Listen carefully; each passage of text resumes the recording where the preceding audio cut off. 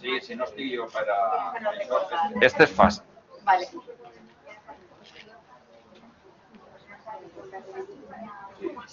Nosaltres diem el seguit. El seguito.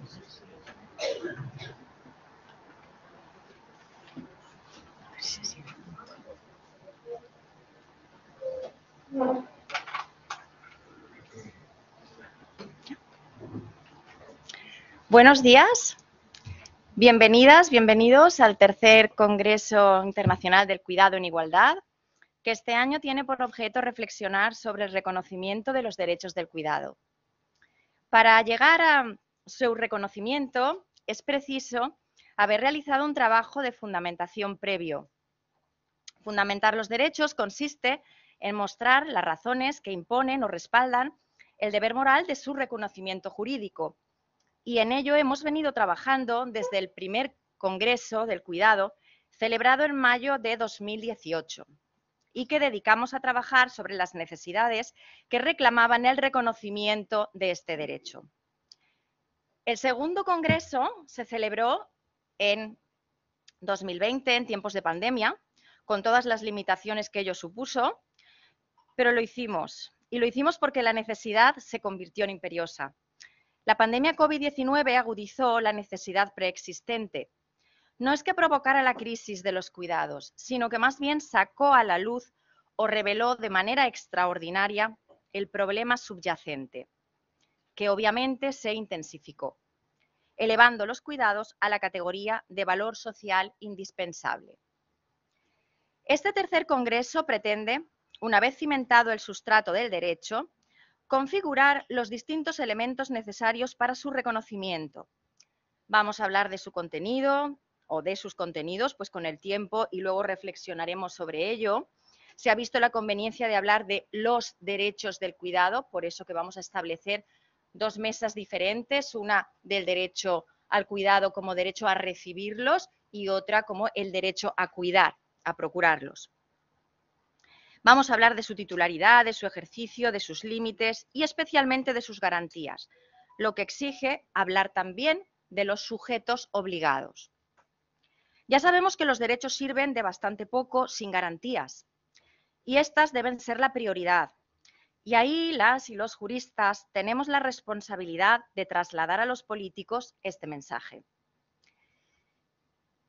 Tenemos la intención de volcar nuestro trabajo también en la Mesa Asesora de Cuidados del Ministerio de Igualdad, de la que también formamos parte.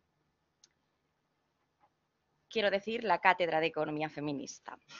Este congreso se celebra en el marco de actividades de esta cátedra, de la Cátedra de Economía Feminista de la Universidad de Valencia, ya que el estudio de los cuidados constituye uno de sus principales ejes de trabajo.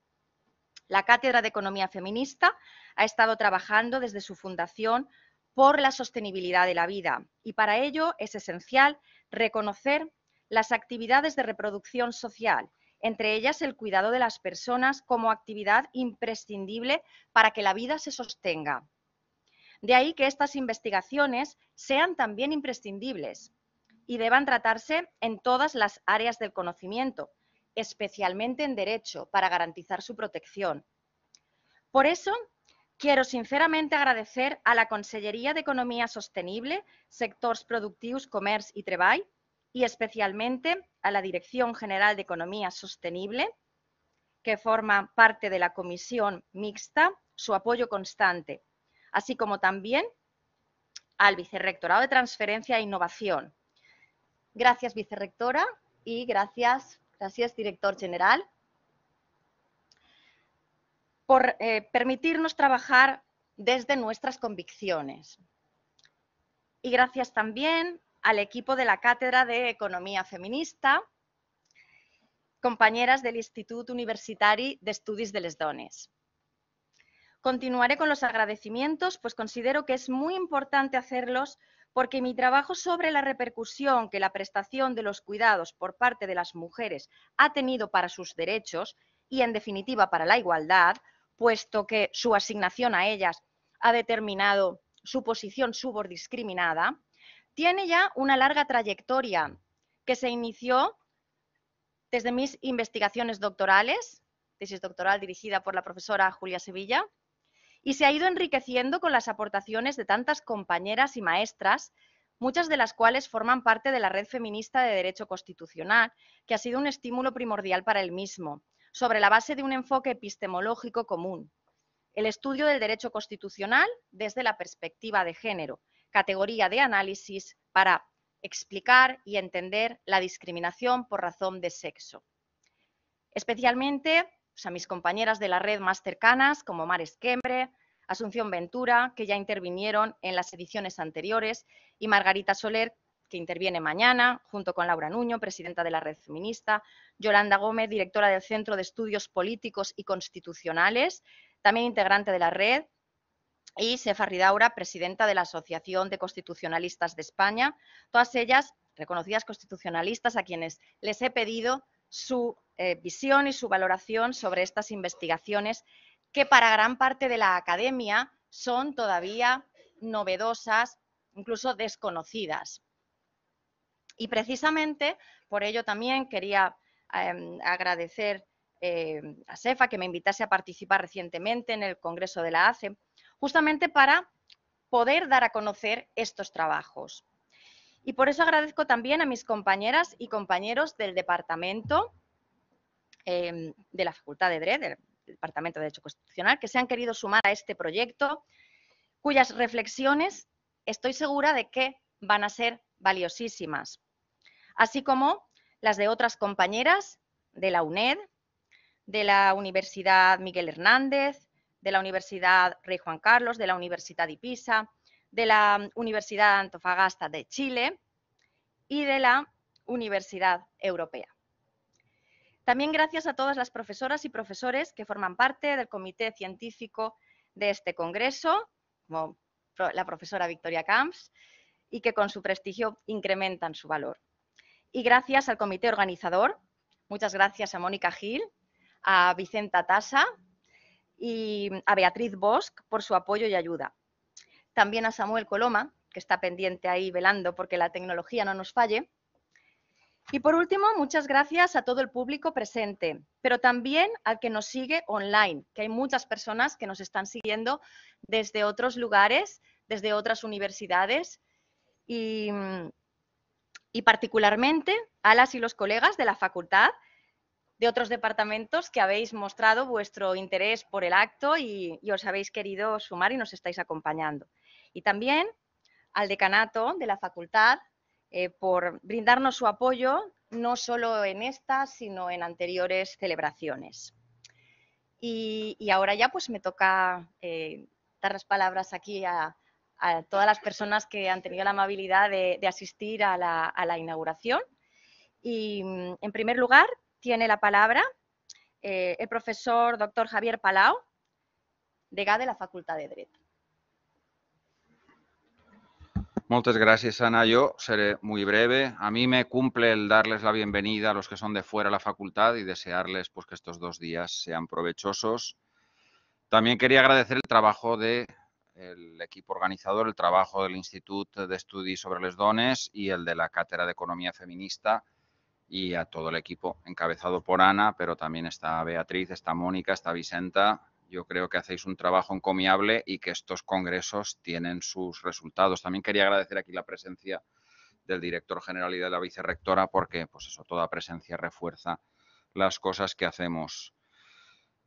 El otro día le echaba un vistazo a los últimos congresos que uno había abierto y era sobre diversos temas. Digo, yo cuando estudié la carrera ninguno de estos temas estaba en los temarios, ¿no? Ni se explicaban, eran cosas completamente nuevas. La mediación en los conflictos administrativos, los derechos lingüísticos, los veíamos ayer, el derecho al cuidado.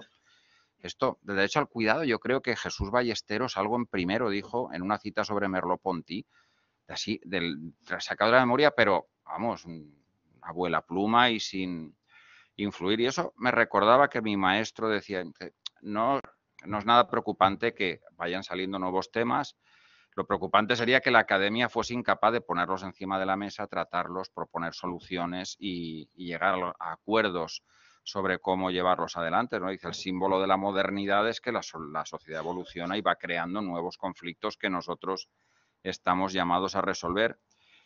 Y yo me alegro de que haya una serie de congresos sobre el derecho al cuidado, porque es de estos derechos emergentes que ahora mismo está también encima de la mesa y que nos conduce al concepto de Lin Han que decía que los derechos han de ser concebibles, ¿no? Y que los historiadores somos muy puñeteros con los filósofos, siempre les decimos que los derechos no solo han de serlo, sino que además han de parecerlo, ¿no? Y o sea, la sociedad tiene que ser consciente de que una determinada emergencia se constituye como un derecho. Y yo creo que la pandemia ha ayudado mucho a que la gente entienda que hay un derecho a cuidar y un derecho a ser cuidado. Y, y también el envejecimiento de la población. Yo creo que todos ahora mismo estamos cuidando de alguien, de alguna persona con una gran dependencia, de alguna persona mayor, y estamos entendiendo la complejidad de ese derecho, ¿no? Este país en eso ha sido muy cainita, siempre ha pensado que el cuidado era una especie de penitencia que nos imponía la vida, que algún día nos llevaría a una vida mejor, y con la suerte además de que esa penitencia le imponía sobre todo a las mujeres. Entonces yo creo que eso evidentemente hay que cambiarlo, ¿no? De una manera drástica. Y yo sí que me alegro de que un congreso como este pues lo ponga encima de la mesa y lo debata además con el panel de expertos que hay. Yo, como siempre digo, me gustaría ver las conclusiones y leérmelas y disfrutar con ellas. Y nada más, yo te agradezco todo el trabajo, Ana, agradezco la presencia de todas las personas que asisten al Congreso y siempre deseo pues lo mejor y que sea provechoso. Gracias. Moltes gràcies.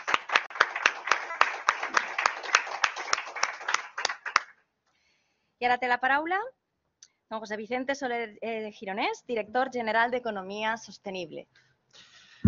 Bon dia a totes i tots. En primer lloc, voldria, en nom del conseller Rafa Climent, agrair-los la invitació que heu cursat a la conselleria que represente avui. També gràcies a la vicerectora, a Rosa, que, tenim, com parlem amb anterioritat, tenim molta feina entre mans, i també al degà de la facultat, professor Palau. Jo també recordava, no quins congressos he inaugurat, que en són pocs, però sí que vaig estar així fa 2 anys. Vaig estar així fa 2 anys en un moment, en un context pandèmic molt complicat, i ja en aquell moment analitzàveu la necessitat de respondre a les necessitats en el marc de la pandèmia vinculades a les cures. Vull agrair a Anna, a la professora Marrades, directora de la càtedra, a Mònica, tot l'esforç que ens deixen fer amb elles en el marc de la càtedra d'Economia Feminista. Insistisc, ho dia el professor Palau, els drets, no sé com ho ha dit, però li ha faltat, i perdoneu la menció economicista, però aquests drets s'han de pagar. Aquestes necessitats socials i humanes s'han de pagar. I com molt bé dia el professor, avui sembla que les estan pagant les dones en condicions molt precàries, si és en l'àmbit de les cures professionalitzades, precaritzades, dones migrants, si són aquelles cures no professionalitzades en el marc de la penitència, per la qual cosa hem de resoldre qui paga el dret, perquè s'ha de pagar el dret. Ahir justament, i m'hauran de disculpar la conjuntura, això que diuen els polítics, estem en l'estructura, venim amb vostès, però també en la conjuntura. Avui, i es vull felicitar perquè el Consejo Económico y Social està fent un acte com aquest. Està publicant l'informe Mujeres, Trabajo y Cuidados, propuestas y perspectivas de futuro. Això significa que este congrés estava organitzat de fa molt de temps, per la qual cosa felicitar-vos. Insistisc, el CES està presentant avui un informe. Ahir l'Associació de Directors i Gerents de Centres Socials plantejava quina és la situació en el marc de la dependència i el País Valencià donava alguna xifra bona. No vaig a fer jo, quedaria lleig, veritat, treure pit. El que sí que advertir una dada que ens resultava significativa. Crec recordar que el 85% de la despesa en dependència la satisfà la Generalitat Valenciana. Això pareix que seria per a felicitar-nos. com a valencians i valencianes, i jo modestament, no? Com a membre d'això que diuen de l'executiu, ahir darrere el que hi ha és un sistema de finançament que ens penalitza com a valencians i valencianes, és a dir, aquest major percentatge de despesa pública satisfeta per la Generalitat du darrere que no estem ben finançades, i quan es parla de per a què necessitem un nou model de finançament és per a qüestions tan transcendents com aquesta. Vaig acabar, em portava números i dades, però per això estan vostès. Un parell d'idees. Des de la Direcció General, ho he plantejat a la vicerectora, o permanentment a les directores i directors de les càtedres amb qui col·laborem, per a nosaltres és transcendental, essencial, que les càtedres i el debat i el treball universitari estiga adreçat a la transferència a la societat. Si em permeten, i ho dic sempre, soc membre de la comunitat universitària en excedència i cada vegada entenc que la universitat pública, quan més sentit té, és quan mira a la societat, als problemes de la societat i als problemes d'aquells que tenen més problemes i pateixen en condicions de desigualtat. I en segon lloc, i perquè la directora de la càtedra així m'ho va permès, vull utilitzar aquestes paraules per al moment publicitari, comercial. Aquest estiu, amb la Càtedra d'Economia Feminista i amb la Càtedra d'Economia del Bé Comú, estem organitzant i tindrà lloc la primera escola d'estiu d'Economia Sostenible, en el que des del feminisme i des del bé comú abordarem qüestions també de les cures. Hem treballat molt per a que el programa Modèstia siga rellevant. Tindrem una sessió inaugural el dia 18 de juliol en el Jardí Botànic i després del 19 al 22 un curs d'estiu en la Universitat de Gandia en el que abordarem qüestions de cures. Em poso un parell, no vull copiar ninguna, però em poso un parell que trobo rellevants, que és, per exemple, el tema de la mobilitat i l'habitatge. Abordarem també les qüestions dels pressupostos en perspectiva de gènere, però dues qüestions que pareixen molt llunyanes, no? El tema de manejar-nos i cures o el tema de viure, el tema d'on vivim i les cures. Quan fem una anàlisi en termes de gènere, perspectiva feminista, de com es movem en les ciutats, analitzem que trobem els resultats que les dones es manegen en els transports públics, i normalment és que aquestes dones estan curant. Aleshores, quan realitzem polítiques per a millorar aquests transports públics, estem també resolent qüestions vitals en el marc de les cures. Això seria la hipòtesi, ho abordarem aquest estiu. I en el tema de l'habitatge, amb la pandèmia, com deia la directora, s'ha demostrat. Les condicions físiques de l'habitatge són essencials perquè les cures siguin satisfactòries. Res més. Acabe així reiterant el meu agraïment, la meva felicitació. No sé si podrem quedar-nos molt de temps perquè, ho he dit alguna vegada, no és per dissidències sinó per urgències que probablement abandonem la sala. Moltes gràcies i molt bon congrés.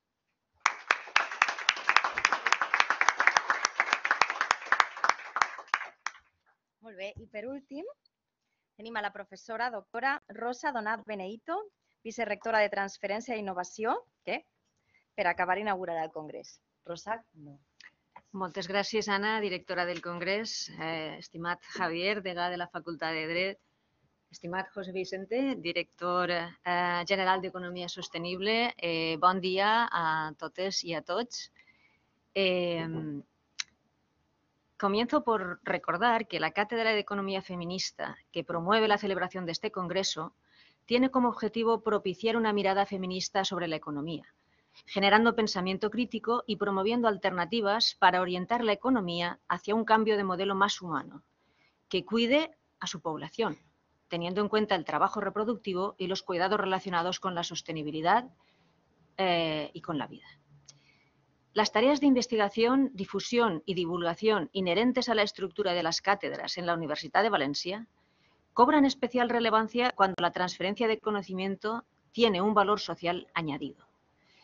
Es un hecho evidente que las acciones relacionadas con los cuidados son una parte esencial en la vida de las personas y que estas acciones son particularmente importantes en situaciones de vulnerabilidad, donde a menudo resultan indispensables.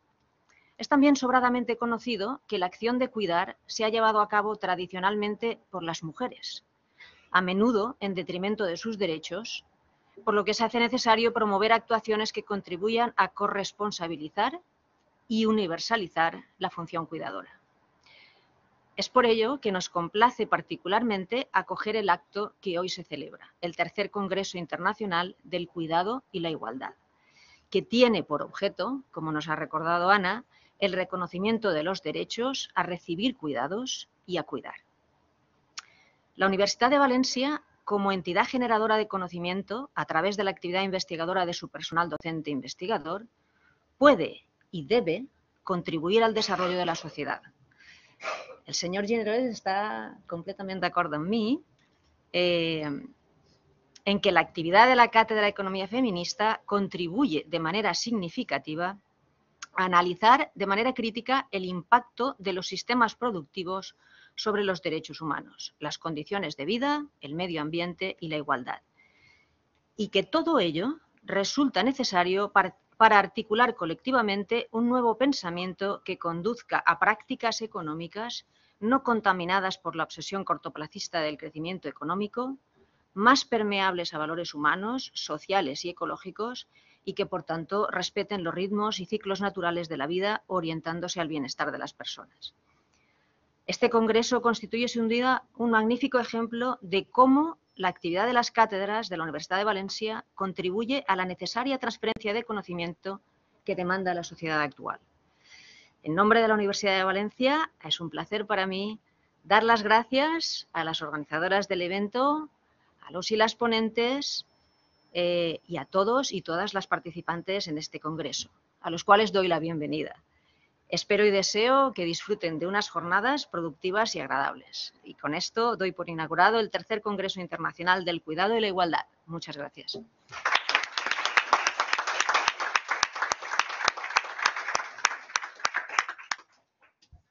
Pues muchísimas gracias. Ahora a continuación voy a subir con la profesora Victoria Camps, ¿vale? Y luego ya el receso lo haremos después de su conferencia.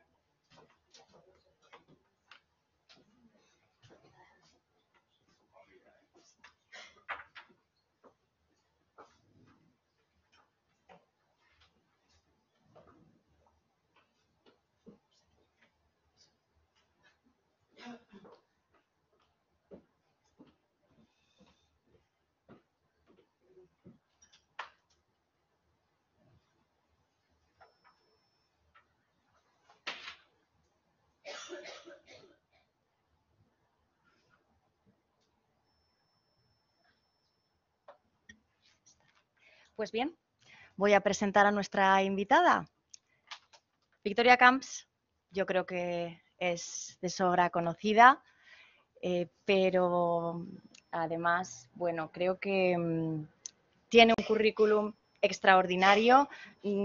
Creo que no hace falta que me ponga o que me detenga en todos los detalles y lo que voy a hacer es resumir brevísimamente unas líneas que ella suele enviar. Victoria Camps es catedrática emérita de Filosofía Moral y Política de la Universidad Autónoma de Barcelona.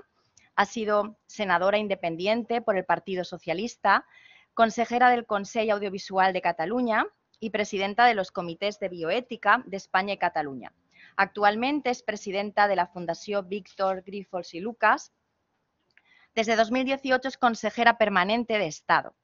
Entre sus libros destacan Virtudes Públicas, El Gobierno de las Emociones, que recibió el Premio Nacional de Ensayo, Breve Historia de la Ética, La fragilidad de una ética liberal, Elogio de la duda, La búsqueda de la felicidad y, por último, Tiempo de cuidados. Además, es doctora honoris causa por las universidades de Huelva y de Salamanca.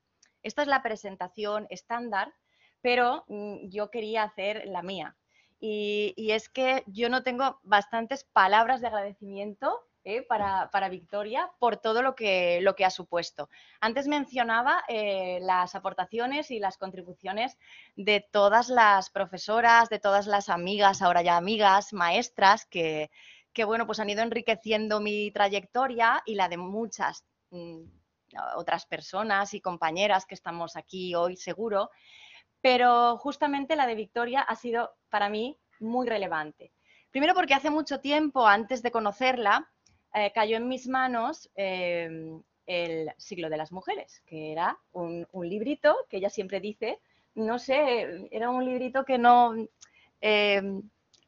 pues mi primer, o mi libro feminista, ¿no? El libro donde yo verdaderamente aquí volqué mi pensamiento, mi teoría feminista. Pero ella no sabe la repercusión que tuvo, porque ese libro yo lo he estado recomendando todos los años en todas las asignaturas que yo he impartido, no solamente en Derecho Constitucional como bibliografía complementaria, sino en una asignatura específica que vengo impartiendo desde 2011, que se llama Relaciones de Género, Políticas, Ciudadanía y Sociedad, donde es como la obra de cabecera. Entonces, eso por un lado. Pero por otro, claro, recientemente, cuando vi que acababa de publicar Tiempo de Cuidados, claro, ahí nos pusimos en contacto y nos conocimos personalmente. Porque, claro, yo pensé, pero si es que aquí está todo. O sea, este libro, Tiempo de Cuidados, me parece que tendríamos que leerlo todas las personas porque nos conecta con todo lo que somos, con todo lo que hemos sido, con todo lo que seremos. Es que ahí está todo resumido, ese fundamento ético del cuidado que necesitamos para poder trabajar las y los curistas. Y ella me decía, menuda responsabilidad, me vas a poner aquí como la ponencia de marco para el resto de las intervenciones en un congreso de juristas, porque yo le dije que este congreso tenía un marcado carácter jurídico, pero yo le di esta explicación, es que me parece imprescindible. Así que, nada más, tienes la palabra y muchísimas gracias, porque además, debo decir, le ha supuesto un esfuerzo también bastante considerable venir, también por estos temas de los cuidados, justamente. Creo que aquí la mayoría de las personas somos bastante militantes en las dos cuestiones, en la teoría y en la práctica. Y nada más. Muchas gracias, Victoria. Muchísimas gracias.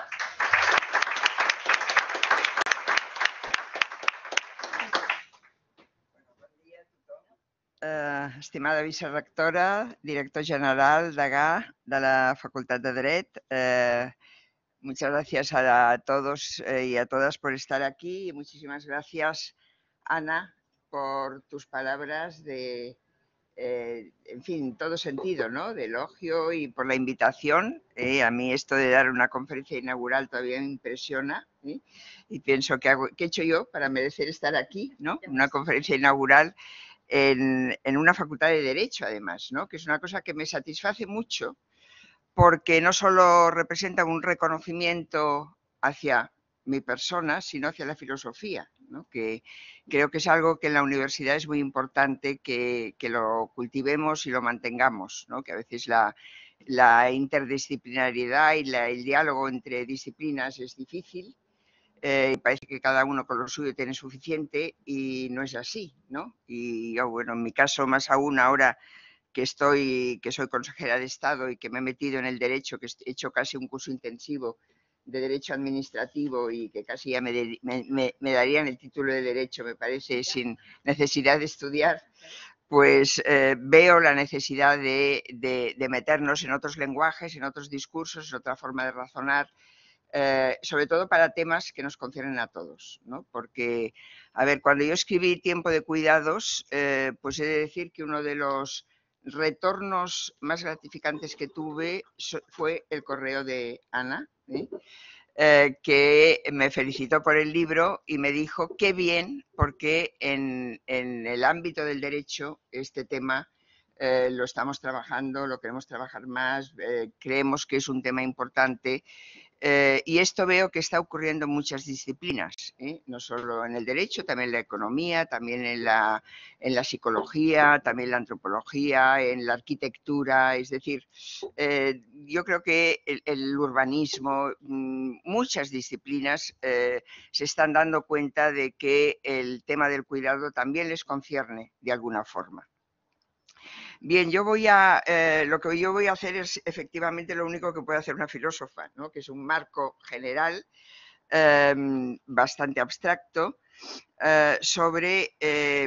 para meter en ese marco esa idea, que es la idea del Congreso, que es cómo convertir realmente el cuidado en un derecho fundamental, en un derecho universal, del cual derive lo más importante, ¿no? Que es una legislación positiva, una normativa que realmente nos obligue, ¿no? Porque lo que ocurre con la ética puede ser el principio de todo esto, porque en realidad la ética del cuidado aparece cuando Carol Gilligan, que es una psicóloga, descubre el valor del cuidado al estudiar la evolución de la conciencia moral en la infancia y descubre que ahí el cuidado existe como un valor que se expresa sobre todo en la forma en que razonan las niñas y no los niños, entonces a partir de ahí le da nombre a una realidad que había existido siempre,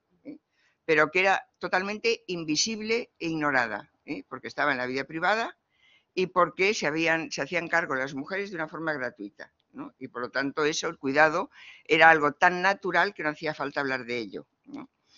Entonces es verdad que la ética se hace cargo, la ética aplicada se hace cargo de ese valor, pero lo que ocurre con la ética, como dijo muy bien uno de mis filósofos favoritos, que es Wittgenstein, lo que ocurre, decía Wittgenstein, con los deberes morales es que si no se cumplen no pasa nada. Y en cambio con los deberes jurídicos eso no es así, ¿no? Ahí hay una coacción, ahí hay una penalización y por lo tanto hay una obligación de cumplir. Y por eso es importante, ¿no?, que el valor moral acabe siendo recogido por el derecho y el derecho lo positivice. Bueno, yo voy a hablar, en primer lugar voy a dividir mi intervención en tres partes. Primero voy a hablar de la idea del cuidado como una necesidad básica. Luego del derecho y el deber universal de cuidar vinculado al principio de igualdad, que creo que es importante también subrayar este punto. Y luego de las dificultades de positivizar el cuidado y sobre todo positivizarlo en el sentido de convertirlo en un derecho fundamental, no para ser aguafiestas, ¿no? Porque en realidad lo que nos proponemos en este congreso es eso, ¿no?, el apoyarlo, pero sí para ver que no todo depende de constitucionalizar un derecho fundamental, sino de hacer muchas otras cosas al mismo tiempo, ¿no? Bien, el cuidado se ha convertido en una necesidad básica. Lo hemos constatado claramente con la pandemia.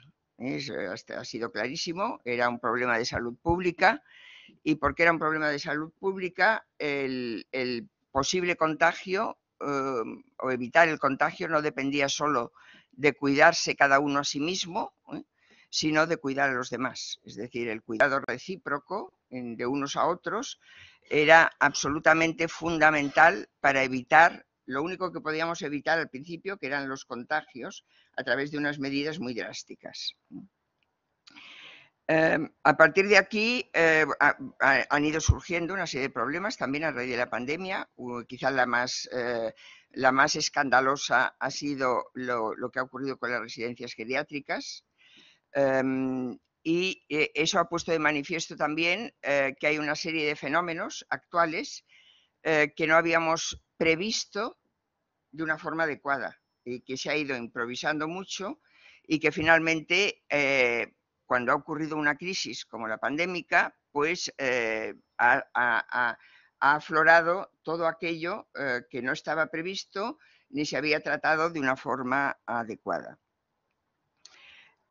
Yo creo que a partir de aquí, porque es verdad que la ética del cuidado tiene un cierto recorrido, que en el ámbito sanitario se ha venido desarrollando bastante, sobre todo dentro del ámbito sanitario en el sector de la enfermería, ¿no? que fue la que acogió con más entusiasmo la idea del cuidado, porque es lo que define su profesión, pero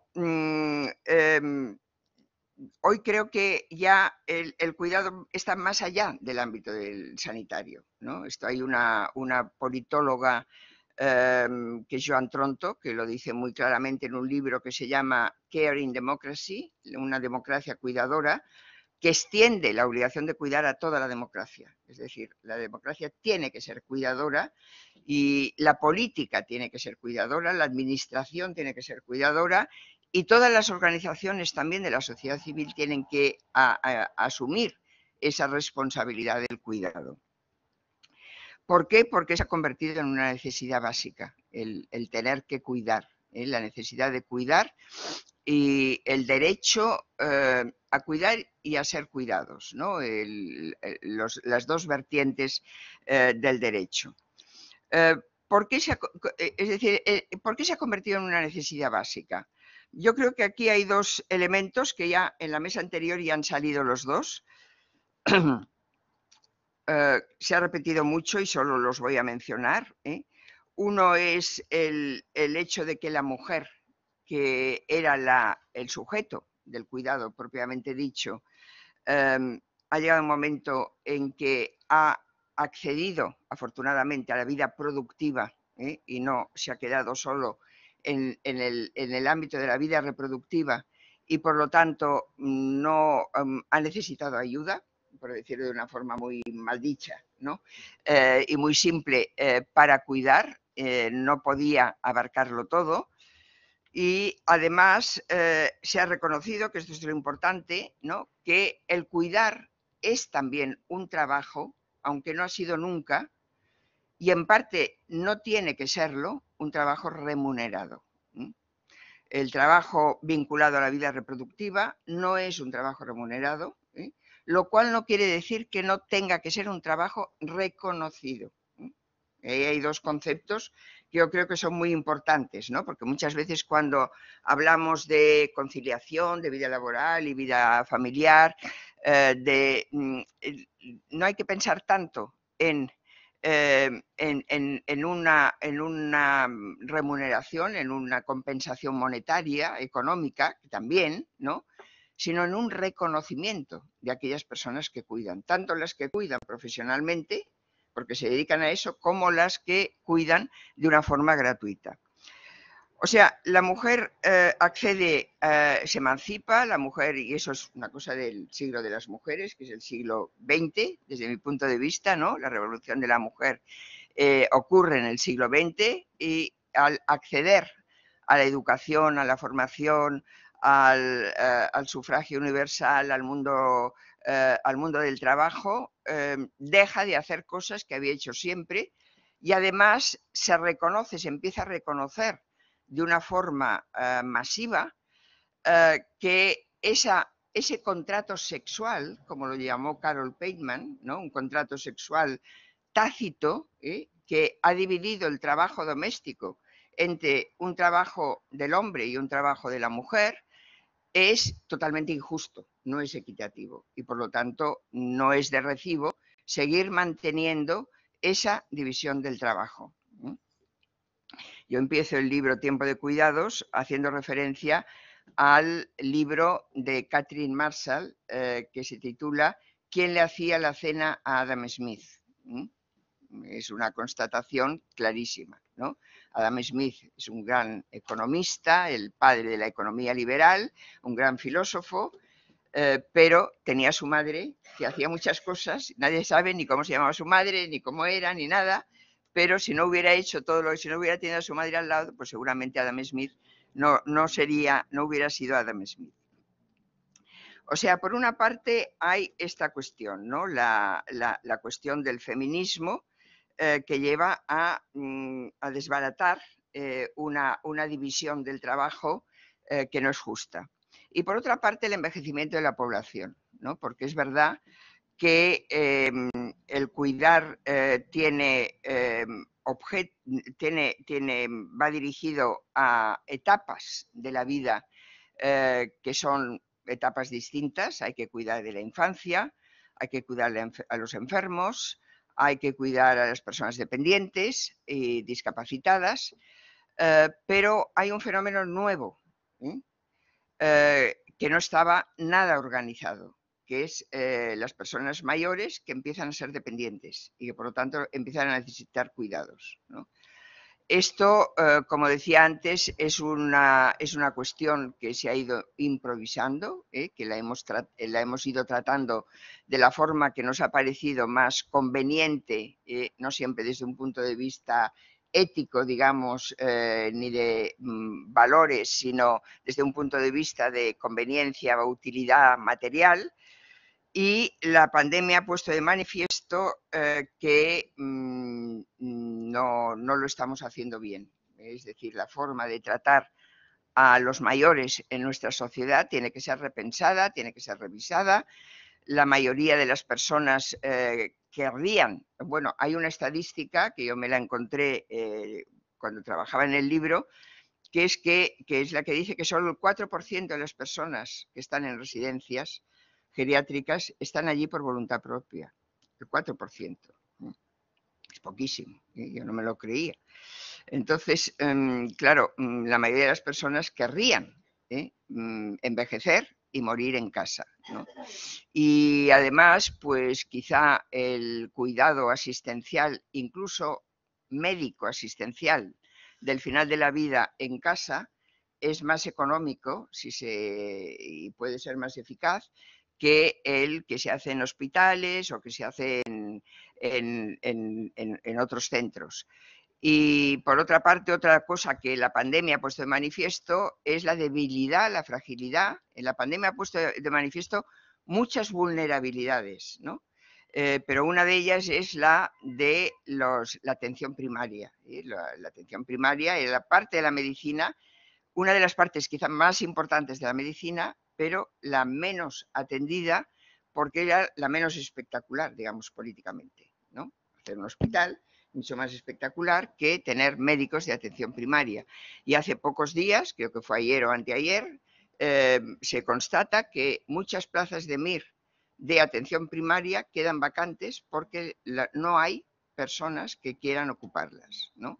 Porque el reconocimiento, no digo el salario solo, el reconocimiento no es el que debería ser.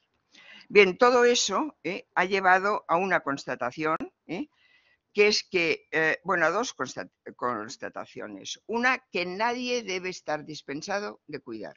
O sea, el cuidar no es una cosa de mujeres, no debe ser una cosa solo de mujeres. Nadie está dispensado de cuidar cuando el cuidar es una necesidad cercana a la persona, familiar.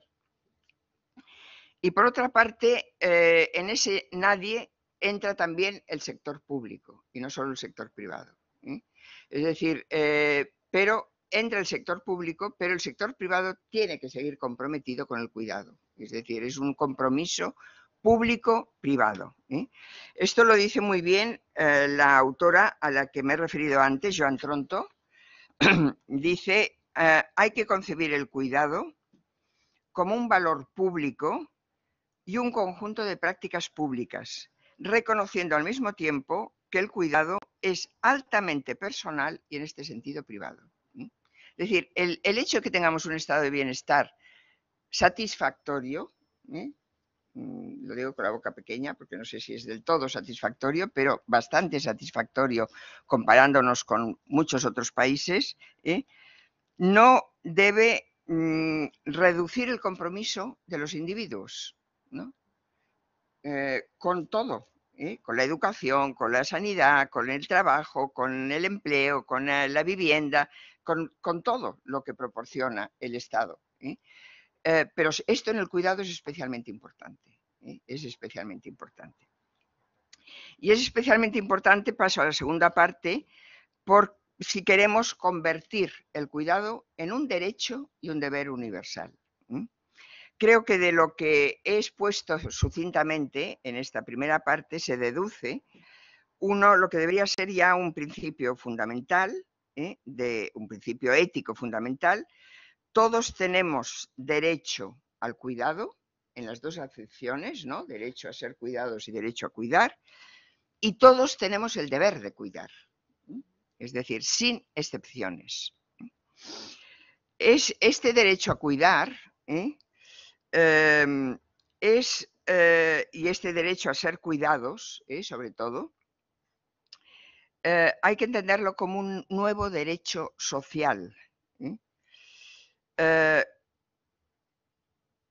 cuya garantía, aquí estamos hablando de garantías, ¿no? Porque en cuanto pasamos al ámbito del derecho, bueno, ¿cómo se garantiza ese derecho?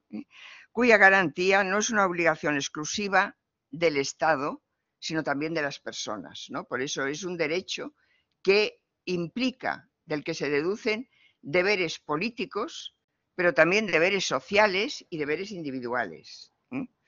Es una forma también de volver a reformular aquel viejo eslogan feminista de lo personal es político, ¿no? Lo personal es político fue un eslogan exitoso en los años 70 del siglo pasado.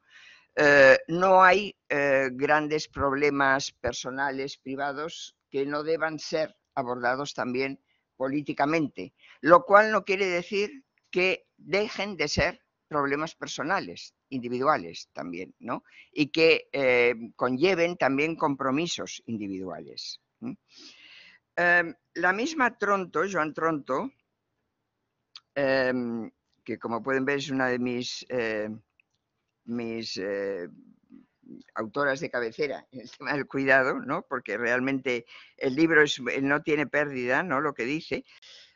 Dice una cosa que también está muy bien formulada, ¿no? En una democracia cuidadora, lo que le corresponde hacer al Estado o al gobierno es detectar necesidades y repartir responsabilidades. Detectar necesidades porque los individuos solo detectamos las necesidades que nos afectan directamente a cada uno, las más cercanas, ¿no? Pero la obligación de los gobiernos, la obligación del Estado es detectar las necesidades en las que no detecta nadie porque son las de los seres más vulnerables, ¿no? O que son las que afectan a un sector amplio de personas en los que nadie piensa, ¿no? El tema de los refugiados de Ucrania, por ejemplo, ¿no? Pues claro, eso individualmente se puede hacer caridad, pero desde los gobiernos se puede hacer justicia, se puede ir más allá de la caridad. Entonces, a los gobiernos les corresponde detectar necesidades y repartir responsabilidades, porque no toda necesidad debe ser satisfecha con una responsabilidad administrativa del gobierno, sino que los individuos también deben dar cuenta de esa responsabilidad. Entonces, yo creo que aquí hay una cosa importante también a destacar, que es que ese reconocimiento efectivo del valor del cuidado vendría a fortalecer el principio de igualdad, que es, y esa es una cosa que da mucha pena tener que decirlo, pero es una cosa que está ocurriendo desde hace ya demasiados años, es el principio que tenemos más olvidado, ¿no? Frente al principio de la libertad, las reivindicaciones por las libertades individuales, también lo hemos visto por la pandemia, siempre generan más entusiasmo que las reivindicaciones en problemas que tienen que ver con la igualdad, pero es que además, con respecto a la igualdad, hay dos dimensiones de la igualdad, una de las cuales ha sido bastante atendida en los últimos años, que es la que tiene que ver con la igualdad en el reconocimiento de las diferencias, de las identidades, identidad sexual, por ejemplo, las distintas identidades sexuales, culturales, la lucha contra el racismo, las identidades religiosas, esa igualdad de todos todos los individuos son iguales en derechos, ¿no? Bueno, pues esos derechos de la igualdad, los que tienen que ver con el reconocimiento de las diferencias, han merecido más atención en los últimos años que la igualdad que tiene que ver con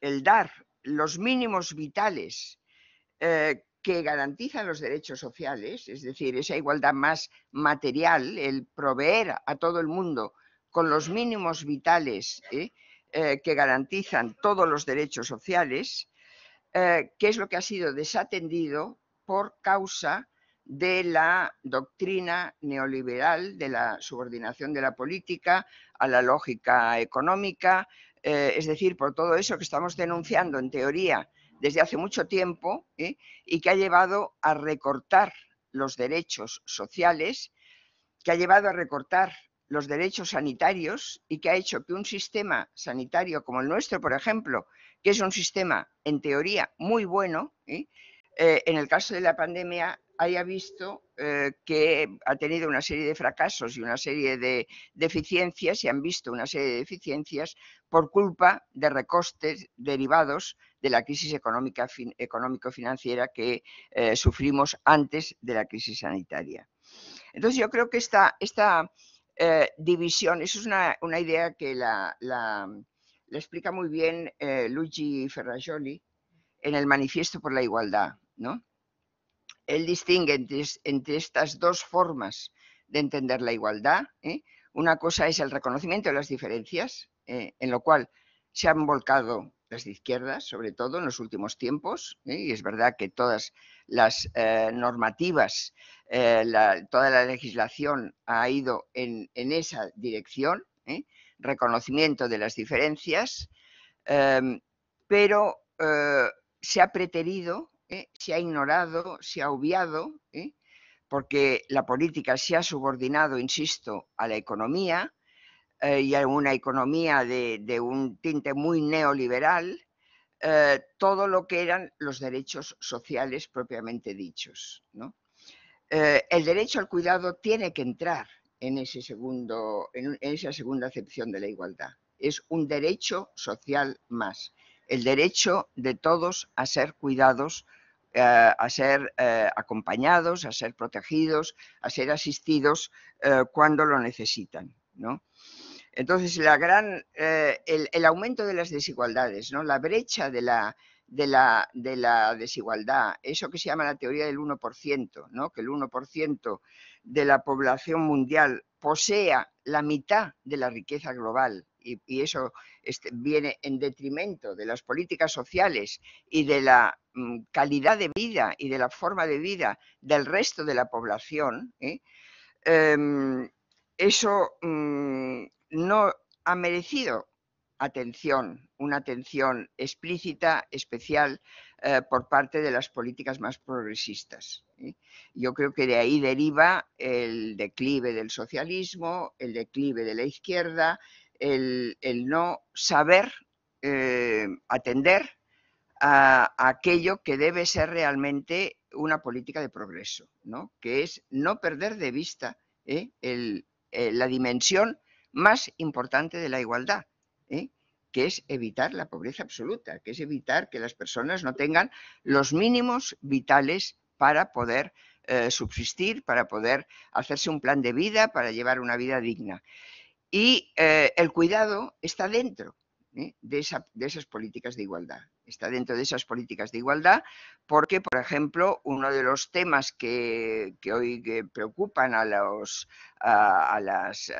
municipios, a la administración local, como es el de la soledad de las personas, ¿no? La soledad no querida, la soledad involuntaria, la soledad que va acompañada muchas veces de la pobreza, de la inasistencia, de la desatención, ¿no? Del abandono. Todo eso tiene que ver con una mala redistribución de la riqueza, con una mala redistribución de los bienes básicos, ¿no? Entonces, bueno, a partir de aquí, claro, es muy importante, ¿no? Convertir el cuidado en un derecho fundamental, en un derecho constitucional, que no lo es todavía, en un derecho que realmente no solo forme parte de lo, como ahora, de los principios rectores de la política social y económica, sino que se convierta en un derecho fundamental. La pregunta que yo hago es, o la pregunta que debemos hacernos para dar ese paso a la conversión de un derecho fundamental es si es la mejor forma de garantizar los derechos sociales, ¿no? Es la mejor opción para el derecho a la salud, por ejemplo, el derecho a la protección de la salud, ¿no? Muchas veces comparamos el derecho a la educación, el derecho a la protección de la salud. El derecho a la educación es un derecho fundamental, el derecho a la protección de la salud no está constitucionalizado, por lo tanto, parece que tiene ahí una falta de garantía, ¿no? Que es lo que habría que suplir, ¿no? Hay un debate y yo creo que ese debate hay que profundizar más en él, ¿no? Hay un debate sobre si es posible garantizarlo. Antes el director general hablaba de que los derechos hay que pagarlos, ¿no? Y por lo tanto no se trata solo de decir, bueno, eso debe ser así, ¿no? Que es lo que decimos desde la ética y ahí nos quedamos, ¿no? Sino puede ser así, realmente es posible. Claro, dinamitando todos los sistemas, todo el sistema, todo es posible también, ¿no? Diciendo, bueno, también muchas veces decimos, aquí lo que hacen falta son cambios estructurales, ¿no? Y estructurales quiere decir esto, ¿no? Cambiar todo, ¿no? Dinamitarlo todo y volver a empezar. Pero es que tampoco se trata de hacerlo así, ¿eh? Yo he recomendado muchas veces un libro de Víctor Lapuente, que se llama El retorno de los chamanes, ¿no? O el gobierno de los chamanes, no sé, que distingue entre dos formas de hacer política, ¿no? Una es la de los chamanes, ¿no? Que es el que ve la sociedad ideal, ¿no? Y la política ideal. Y dice, hay que hacer esto, ¿no? Y por lo tanto hay que hacerlo necesariamente. Y él contrapone a esa política la de la observadora, me parece que la llama, lo dice en femenino además, que es muy significativo, ¿no?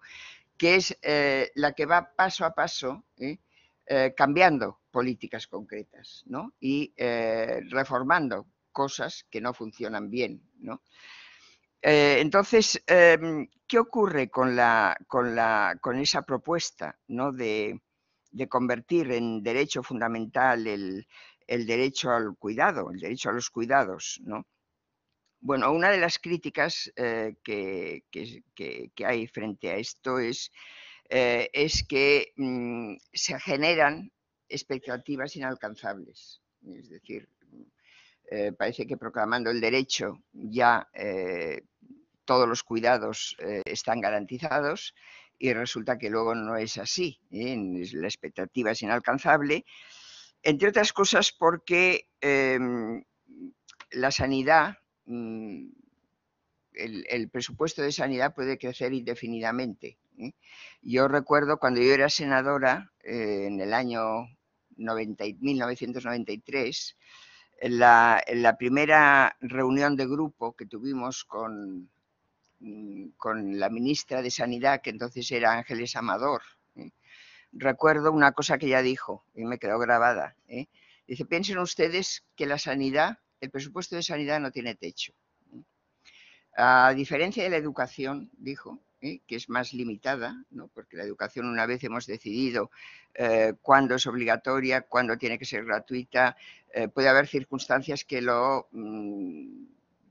en fin, que circunstancias que imprevistas, como una inmigración masiva, por ejemplo, ¿no?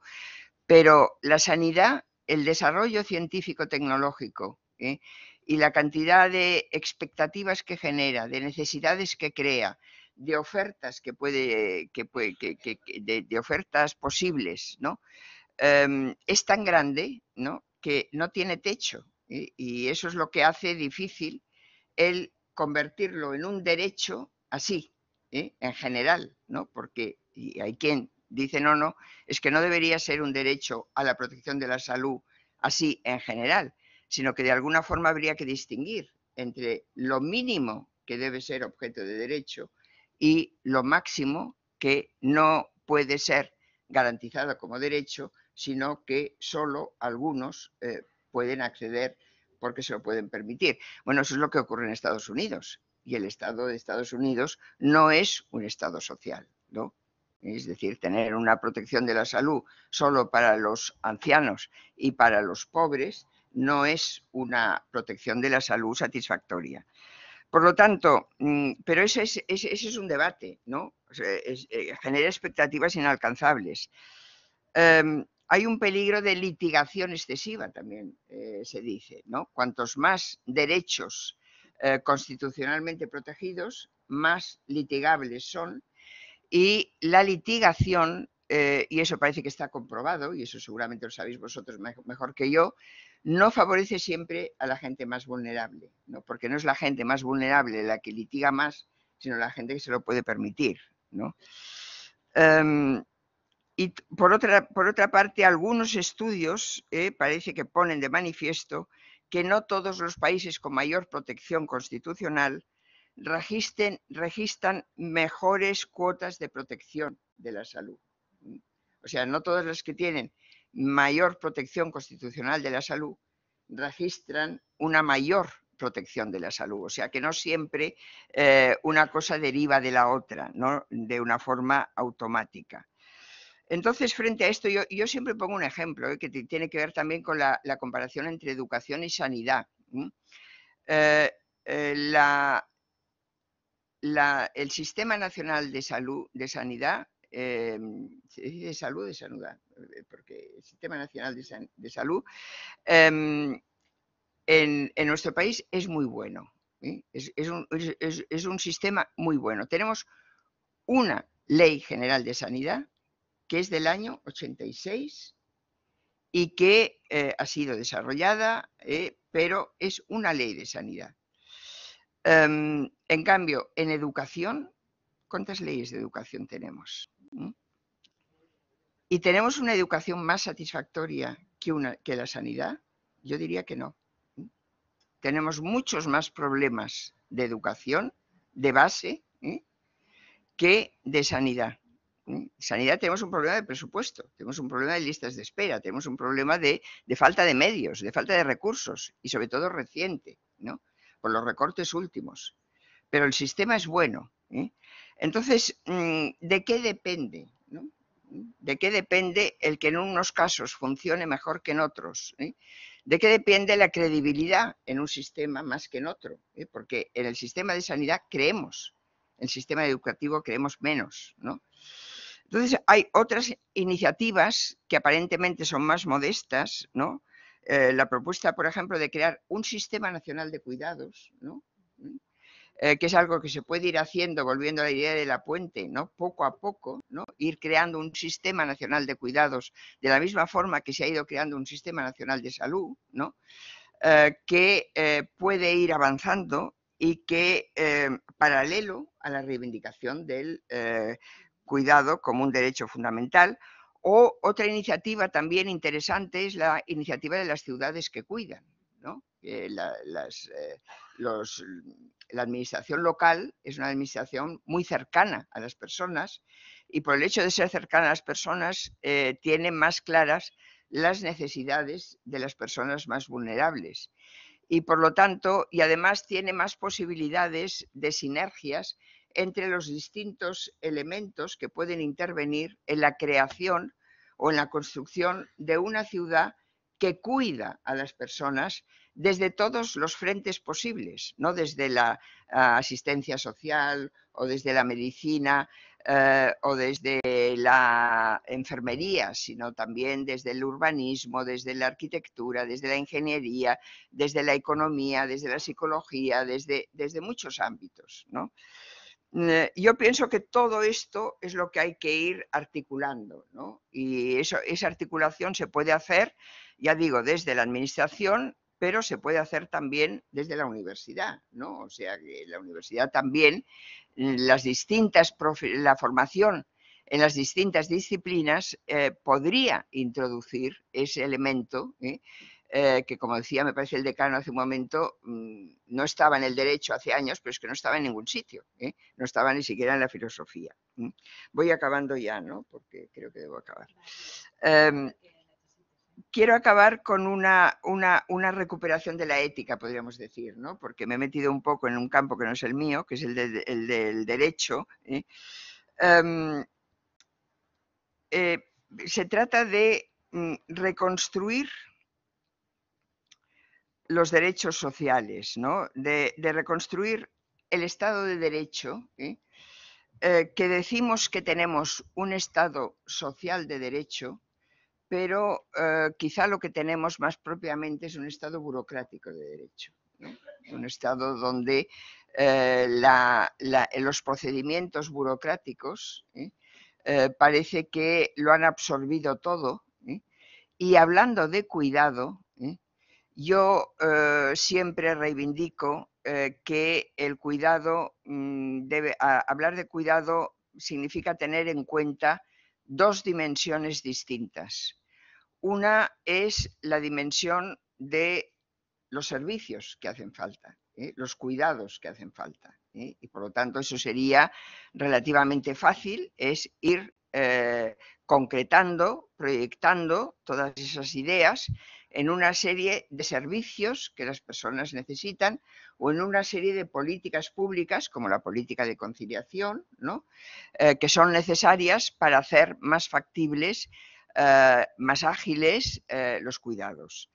Pero es que cuidar es atender a las personas y atender a las personas en su singularidad. Hay un eslogan que hoy se repite mucho y lo repiten y se repite desde todos los frentes, que es trabajar centrándose en las personas, ¿no? Eso lo dicen las grandes compañías, lo dice la política, lo dicen los gobernantes, lo dice la administración, lo dice la universidad, lo dice los medios de comunicación. Todo el mundo dice que trabaja centrándose en las personas, ¿no? Pero luego resulta que no, que las personas se sienten desatendidas en muchos ámbitos. Entonces, hay que reconvertir el Estado de Derecho de un Estado burocrático a un Estado social, o como dice Antonio Pau, que es también consejero de Estado, ¿no? Y es el director de la Comisión de Codificación y que es muy sensible a este tema de los cuidados, habría que convertir el Estado social de derecho en un Estado solícito de derecho, es decir, donde realmente se formara a las personas, ¿no? Para cuidar, para desarrollar aquellas virtudes, ¿no? Que se necesitan para atender bien a la gente, ¿no? Y para contextualizar. Cuando escribís sobre el cuidado, sobre todo desde el derecho, habláis mucho de contextualizar, no sobre el cuidado solo, sobre la perspectiva de género, ¿no? Hay que contextualizar, porque no se trata bien a las mujeres jurídicamente si no se contextualiza cada caso, ¿no? Bueno, pues contextualizar significa el pensar en que cada uno es cada uno y cada persona tiene unas necesidades distintas, ¿no? Acabo ya solo con otra cita de Joan Tronto, que habla también de las virtudes del cuidado, y dice que hay dos virtudes fundamentales, la attentiveness y la responsiveness, son difíciles de traducir. Es el estar atento a aquellas necesidades, a aquellas personas que están más necesitadas y cuáles son sus necesidades más perentorias y responder a esas necesidades, ¿no? Es la virtud del respeto, en realidad. Respeto, etimológicamente, viene de re-spicere, que significa volver a mirar. Es una definición estupenda, ¿no? Respetar a una persona es atenderla, es volverla a mirar, es no pasar indiferente frente a ella, no es tolerarla, es más que tolerarla, ¿no? Entonces, esa dimensión del cuidado no se debe olvidar, ¿eh? No podemos convertir esto en una cartera de servicios solo, ¿no?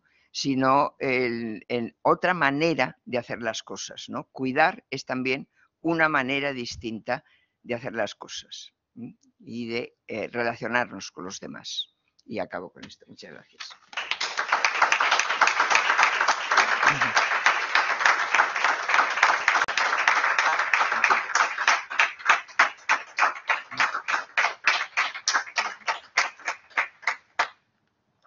Bueno, pues muchas gracias. Yo creo que aquí se han abierto muchos de los interrogantes de los que después vamos a debatir. A mí me han parecido, bueno, interesantísimas muchas de las cosas, bueno, todo, pero muchas de las cosas que has dicho porque están sobre la mesa de las diferentes ponencias de los colegas que después nos van a acompañar. Mira, has hablado de una cosa en la que yo voy a entrar también muy poquito por encima porque no es ese mi tema central de mi ponencia, pero es el derecho a no cuidar del que se está hablando ahora, porque el derecho a cuidar, que yo creo que es un derecho solo en positivo, de él se está hablando también en negativo. Y esto luego lo vamos a tratar. Has abordado temas también básicos sobre si es necesaria la constitucionalización o el reconocimiento constitucional, qué otras medidas, qué otras fórmulas, qué otras alternativas. Yo personalmente pienso que son las dos.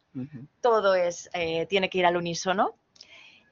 Has abordado también el tema del derecho a la protección de la salud, toda la problemática que tiene. Aquí tenemos compañeros que luego hablarán en realidad de la universalización de los derechos y de su carácter. Pues bueno, pues que al final muchos de nosotros entendemos, yo creo que la mayoría, que al final no hay una diferencia o no debe haber una diferencia nítida entre derechos sociales y derechos fundamentales, porque todos son derechos fundamentales, ¿no? ¿Cómo vamos a poder establecer cómo alguien en estos momentos se puede plantear que el derecho a la protección de la salud no sea un derecho fundamental? Claro, es que esto, por ejemplo, es básico. Así que, bueno, yo, ya que la tenemos, si queréis hacer alguna pregunta, alguna observación, alguna cuestión, algo que os haya, no sé, aquí que está Victoria ahora. Bueno, ella va a seguir esta mañana. Sí. Y luego, bueno, pues vamos a tener también una mesa con más ideas, con más preguntas. Julia, por favor. Bueno, yo, en primer lugar, muchas gracias por todo lo que has explicado y por, de alguna manera, intentar meter la filosofía en el derecho, que existe una asignatura de filosofía en el derecho. Sí. Pero bueno, y que creo que la filosofía está metida dentro de la concepción del derecho, porque de alguna manera es razonar y explicar y entender como regular lo que es la vida. Pero claro, es que resulta que mientras que a mí me parece que lo importante es que estamos como deformados por la educación, pero también por lo que es el espíritu de los tiempos. Mientras que un niño, una niña, un bebé, provoca todas las miradas engañadoras del mundo, una persona mayor, o sea, huimos hacia lo que vamos a ser seguro y estamos mirando lo que fuimos en un momento que ya no vamos a volver a ser. Entonces, a mí me parece que el derecho a la salud tendría que estar metido en lo que es el derecho a la vida. O sea, constitucionalmente tiene que depender de lo que es el derecho a la vida, porque a ver si no... Y luego es que has explicado cosas muy importantes. O sea, las mujeres siempre hemos sido sujetos de derecho para lo negativo. Quiero decir, nadie nos ha librado de ir a la hoguera, ni de la pena de muerte, ni de todo eso. O sea, por ejemplo, Olimpia de Bus dice, tenemos derecho a subir a cadalso, tenemos derecho a subir a la tribuna.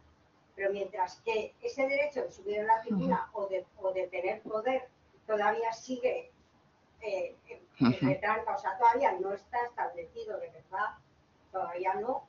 En cambio, el otro, tranquilamente, ahí nos han metido, incluso en peyorativo. O sea, que las mujeres tenemos, como si dijéramos, condenas peores por el hecho de ser mujeres, o sea, por lo que nos han atribuido como propio de lo que es el sexo femenino. Pero sí, me ha encantado, leí también tu libro sobre el derecho al cuidado ese, sí que lo leí, como cuando lo comentó Ana, lo estuvimos mirando tal, y me parece estupendo que hayas interconexionado lo que es la filosofía con lo que es el derecho y lo que es, al final de todo, pues lo que es la vida, que es importante. Muchas gracias. Gracias.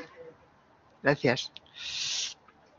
Pues de eso se trata, ¿no? Al final de unir las distintas áreas de conocimiento. Yo me parece que eso en España se hace poco. Yo creo que en otros países están mucho más interconectadas y me parece que... Claro, sí. No, bueno, también es una cuestión de voluntad, de querer. Yo creo que la práctica, es decir, cuando en el campo de la filosofía, por ejemplo, en filosofía somos tan corporativos como cualquiera, quiere decir que tampoco vamos más allá, ¿no?, de lo nuestro. Pero eso que se llama la ética aplicada, ¿no?, que por ejemplo se ha desarrollado bastante en la bioética ha conseguido el poner en común conocimientos de distintas disciplinas, ¿no? Porque se ha visto la necesidad, o sea, ante problemas de investigación biomédica, de ensayos clínicos, de práctica clínica concreta, ¿no? Pues hacía falta el conocimiento del jurista, el conocimiento filosófico, el conocimiento a veces psicológico, el conocimiento... Y eso ha hecho que haya una puesta en común que ha resultado muy, muy útil. Y claro, es que con los cuidados, esto que a lo que yo me he referido así de paso, de las ciudades cuidadoras, ¿no? Barcelona es una de ellas, por ejemplo, ¿no? Y no sé, durante la pandemia hay una fundación, que es la Fundación Mémora, que es la de los tanatorios, que a raíz de la pandemia, bueno, que empezó ese proyecto de los cuidados, ¿no? Un poco para atender al duelo, o sea, que es un tema que parece que no tiene que ver, ¿no?, con los cuidados, que es posterior, pero bueno, que también entra, ¿no?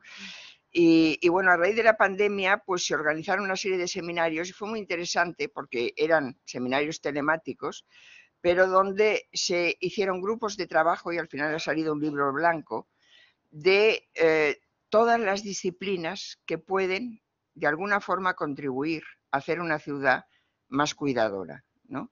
Y estaban todas las disciplinas, es decir, estaba la arquitectura, el urbanismo, la economía, la psicología, la educación, todas, ¿no? Porque todas pueden atender a esa dimensión, ¿no? Entonces, claro, a nivel de formación, por ejemplo, yo me pregunto cómo habría que hacer para que las distintas disciplinas incorporaran estos temas, ¿no? Claro, los incorporan cuando ya la necesidad es urgente, ¿no? Sí. Bueno, ya está bien, ¿no?, que los incorporen, pero es verdad que desde el derecho esto hay que estudiarlo bastante, ¿no?, porque todos estos temas que yo he planteado de una forma muy torpe, ¿no?, porque no soy del gremio, pero claro, hay que planteárselos, ¿no? Es decir, ¿cómo articulamos esto legislativamente, ¿no?, y cómo lo convertimos en norma, ¿no? ¿Cómo obligamos a la gente a cuidar, ¿no? Porque tú hablabas, el derecho a no cuidar, sí, puede ser, ¿no? En cuanto se habló del consentimiento informado, apareció enseguida el derecho a no ser informado, ¿no? Hay gente que no quiere que le informen de que tienen un cáncer, por ejemplo, ¿no? Pero bueno, todo eso hay que articularlo, ¿no? Y hay que ver, bueno, qué decisiones se toman, ¿no? Entonces, claro, eso es lento, ¿no? Claro, pero es lento. por eso yo cuando empecé a trabajar todo esto yo nunca entendía por qué en el derecho no se había trabajado nunca. O sea, es que en ningún área del conocimiento, excepto derecho civil, bueno, pues por el tema de los obligados en la familia y tal, yo creo que es en derecho civil sí se han acercado, un poquito algo en derecho laboral, pero ya pensando en lo que son los derechos de las personas trabajadoras, o sea, de las personas cuidadoras, ¿no? Los cuidados profesionalizados. Pero ya está, o sea, de verdad nunca se había abordado y sí que hay compañeros, yo me alegré muchísimo porque poco a poco, lo comentaba con Fernando, verdad que decíamos, cuando ya distintas personas han pensado lo mismo sin haber hablado previamente y han tenido más o menos las mismas ideas, es porque hay algo contundente. Y sí que es verdad que me fui encontrando con compañeros y compañeras que habían estado ya trabajando a lo mejor no directamente como objeto central el derecho al cuidado, pero muchos temas conexos, ¿no? Como Luis, Jimena también. Bueno, todas las compañeras y compañeros que trabajan en derechos fundamentales siempre nos hemos ido acercando de alguna manera, pero no como objeto central. Y por eso creo que, bueno, que es tan importante. Así que nada, muchísimas gracias. Pues nada, vamos a hacer un pequeño receso y vamos a continuar luego si no queréis ninguna otra cosa. Sí que quisiera comentaros algo, porque vamos a hacer un pequeño experimento en el Congreso. La compañera Juana Aznar, que viene de la Universidad Miguel Hernández, que la tenemos aquí de profesora visitante en el Instituto de Estudios de les Dones, os va a pasar un código QR para que respondáis a unas preguntitas. ¿Es eso, Juana? ¿Quieres explicar algo o no? Simplemente? Muy sencillo, muy buenos días. Mira, nos planteamos la posibilidad de, ya sabéis que desde el año 2009 no se han publicado ninguna encuesta de selección. ¿Quieres? Ese es un pequeño experimento que hoy entre las personas que estamos en el Congreso. Entonces yo, por si acaso no me escucháis. ¿Y si hacemos una versión light de lo que constituye la encuesta del uso del tiempo? Entonces, en el formulario, ahora os pasaremos un código QR, lo tenéis en 15 minutos. En lugar de 10 minutos que va separando el tiempo, la encuesta del uso del tiempo, lo tenéis en 15 minutos. Y luego, entre mi compañera Irene Belmonte, que en este momento está en Uppsala, está conectada, que estamos trabajando nosotras ahora en este momento temas de cuidados entre España y Suecia también. Bueno, pues lo que hemos hecho es daos como pistas para que no vayáis trabajando, sino que es un formulario de Google. Por ejemplo, si empezamos a las 6 de la mañana, pues la primera opción es dormir. Hay gente que está haciendo otras cosas. Bueno, pues tenéis otras opciones. Y siempre existe la opción de otra para que pongáis lo que queráis. Entonces son unas cuestiones para que mañana por la tarde, para que por favor durante el día de hoy que lo contestéis, porque mañana por la tarde lo que vamos a hacer es ver cómo nosotras, porque básicamente somos personas que estamos vinculadas a la academia, cómo nosotras repartimos el tiempo. Si se puede, lo que haremos también es pasar el código para las personas que están conectadas. Vale. ¿Vale? O les paso, en lugar del QR, pasamos el link para las personas conectadas. Vale. Entonces, pues bueno, lo pusimos así como un experimento porque, claro, la muestra es las personas que estemos aquí y que tengáis a bien contestar. Pero bueno, pues una aproximación es. Muy bien. Muchas gracias, Ana. Muchas gracias a ti, Juana. Pues nada, muchas gracias, Victoria. Gracias. Otro aplauso por